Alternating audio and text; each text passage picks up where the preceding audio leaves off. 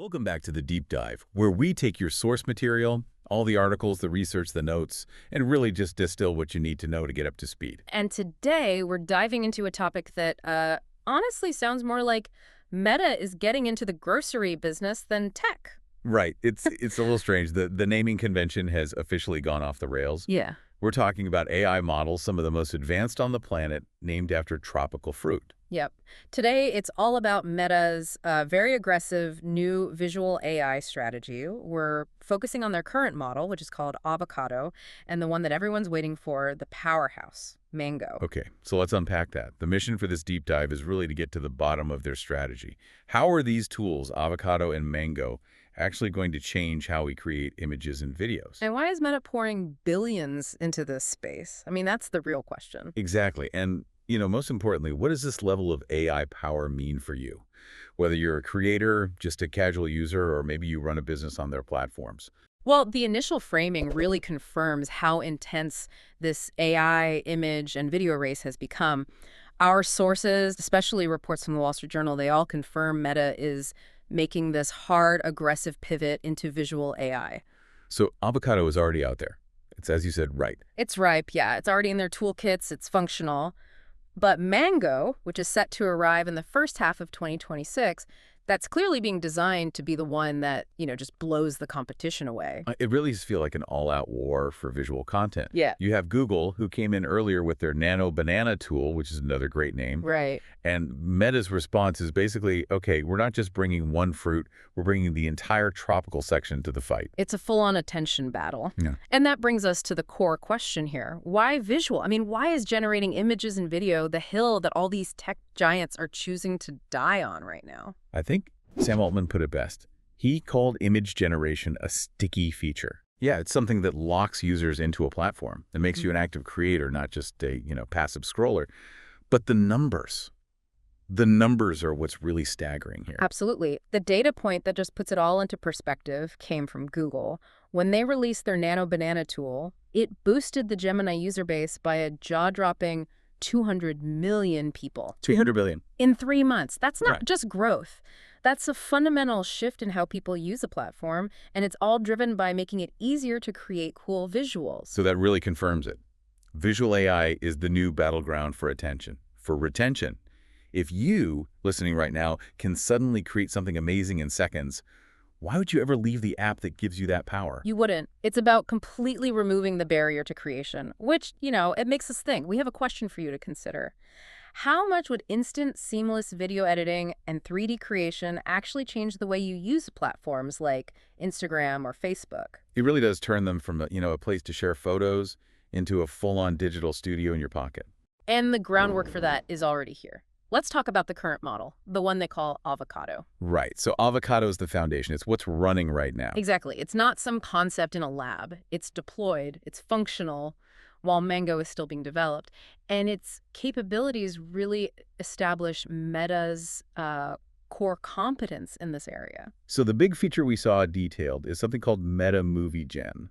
Talk to us about that. What is it? So Meta Movie Gen is their text-to-video generator. It's designed to just eliminate that friction between having an idea in your head and seeing it on the screen. The example from the sources was perfect. The cat on a unicorn. Yeah, turning a description like a cat riding a unicorn through Times Square into a high-quality, fully animated video scene, just from typing it. That's basically democratized special effects. Yeah. But Avocado's power isn't just visual, right? There's also this feature called Audio Magic. Audio Magic is surprisingly sophisticated. It lets the AI generate soundtracks, ambient noise, specific sound effects, all just from text prompts. So it's not just dropping a stock music track in the background. Not at all. It analyzes the video, both the visuals and the meaning, and then it pulls from this huge library of sounds. So if you're making a cooking video, you can type, add a dramatic orchestral score for the finale, and the AI understands when the climax is. When you sprinkle the salt. Exactly. And it generates a custom score that syncs perfectly. It adds a layer of polish that, used to require a sound designer. And speaking of professionals, there was also a note about a Hollywood collaboration. They're testing Avocado with filmmakers, specifically Blumhouse. This is a huge deal. It shows they're not just aiming for, short social clips. Partnering with Blumhouse, which is famous for horror, suggests they're testing the AI's ability to create specific emotional responses. To make something algorithmically terrifying, as the source put it. Yeah, it establishes Avocado as a serious tool for storytelling, which in turn builds trust in the quality of the output before the next big wave hits. And that brings us to Mango, the wave that's designed to just completely redefine the competition. If Avocado is the foundation, Mango is the skyscraper they're building on top of it, set for the first half of 2026. Mango's goal is unbelievably ambitious. It's not just about catching up to Google or OpenAI's DALL-E. It's about leapfrogging them entirely with advanced editing and interaction that makes professional-grade content, well, instant. And the key to that leap seems to be something called SAM3 integration. We need to get into what this means, because the segment, anything Model 3 or SAM3, is really the secret sauce here. You're right, this is the technical core. Older models, they'd just sort of draw a rough box around an object. SAM3 is different. It treats almost every group of pixels as its own distinct manipulable layer. So it's not just seeing a generalized area, it understands the object with insane precision. Exactly. Atomic-level understanding. The AI doesn't just see a dog, it sees where the ear ends, where the collar starts, how light hits the fur. It's using text and visual prompts to create these incredibly precise masks that can track through a live video. And that precision is what enables Mango's killer app, object-level effects. This is the revolution. It means you can apply an effect, a filter, a color change, anything, to a specific object or a specific person in a video, not just a blanket filter over the whole scene. Can you give us an example of what that would look like? Yeah. Imagine you're filming a dance video. You could just tell the AI, change the color of my shirt to blue, and the effect would track your shirt perfectly as you move without spilling onto the background or your skin. Wow. So Instagram's Edits app it's basically on the way out. It's going to be obsolete. This level of control is just unprecedented for a normal user. It really opens up so many possibilities. So here's another question for you to think about.